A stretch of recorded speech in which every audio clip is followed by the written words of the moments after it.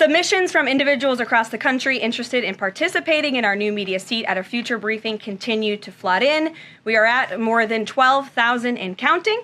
If you're watching right now and are interested, you can continue to apply on our new media website, whitehouse.gov/newmedia.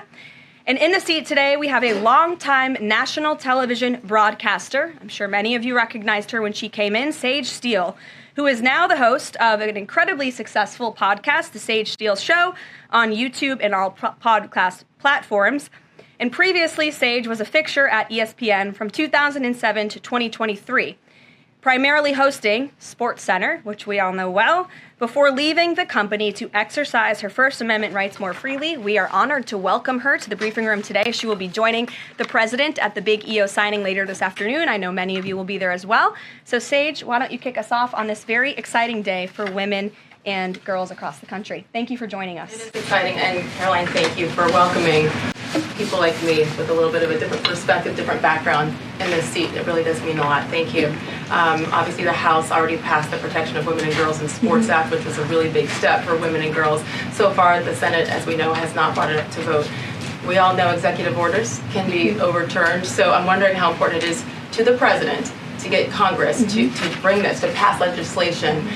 So there are no instances like the past administration that really tried to destroy Title IX. It's incredibly important that Congress immediately acts on this priority. I think the president is really setting the tone, making this a very immediate priority for this administration, just as he promised to do on the campaign trail. And I'd like to get into the executive order a little bit, because it is the news of the day here at the White House, and talk about what this executive action will actually do.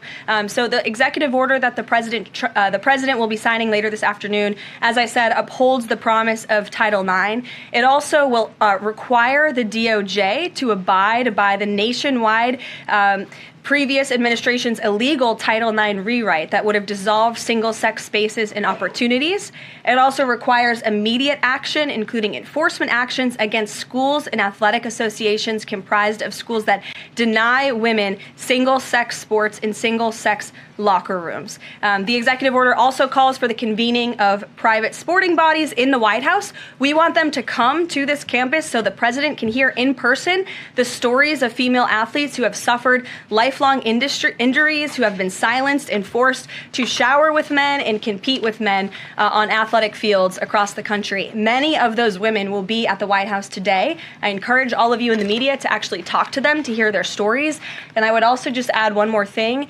This is a wildly popular position with the American people. In fact, there was a new poll recently that showed the overwhelming majority of Democrats also support keeping biological men out of women's sports. And so I know the president is very excited about the bill signing that will take place at 3 o'clock this afternoon.